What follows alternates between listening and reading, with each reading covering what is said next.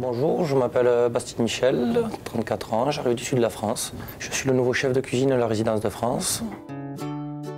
J'ai toujours appris à cuisiner depuis que je suis tout petit. Du coup, ça a été une évidence en fait. Arrivé à l'âge de 17 ans, j'ai fait une école hôtelière. Ça m'a plu, j'ai continué dedans, je me suis accroché. Puis petit à petit, j'ai gravi les échelons des étoiles Michelin jusqu'à arriver chef de cuisine.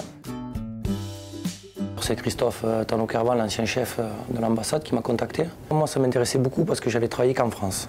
Et à travailler qu'en France, on travaille un peu avec des œillères, on ne se rend pas trop compte de ce qu'il y a ailleurs.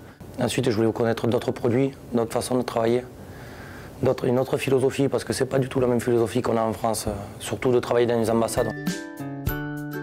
Une journée type de l'ambassade, ça peut très bien commencer à 6 h du matin avec des petits déjeuners. Ensuite, on peut très bien enchaîner sur lunch à midi. On peut très bien avoir un café ou un thé l'après-midi, donc à préparer des petites mignardises, des choses comme ça, et enchaîner sur un repas le soir.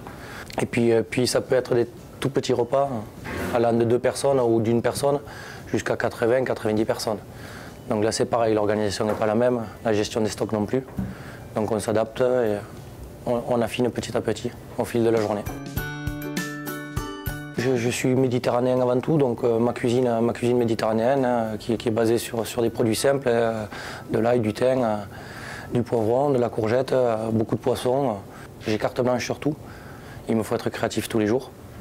Chose qu'en France, on ne nous demande pas, on change la carte à peu près tous les mois, donc pendant un mois on sait qu'on est serein. Là c'est pas le cas, là, tous les jours, midi et soir, il me faut être créatif. Donc aujourd'hui, j'ai cuisiné pour mes convives un homard grillé en vinaigrette. Pour le homard, je l'ai d'abord blanchi 6 minutes à l'eau bouillante, refroidi, décortiqué. Et par la suite, je l'ai grillé. Je le sers avec une vinaigrette au xérès et en accompagnement une julienne croquante de légumes. C'est une recette qui est assez fraîche. On a des homards qui sont très jolis, qui viennent du Maine. Donc le homard, c'est pas quelque chose qui est compliqué à trouver sur les États-Unis, contrairement en France. Et je pense que c'est quelque chose qui plaît beaucoup aux gens sur les États-Unis.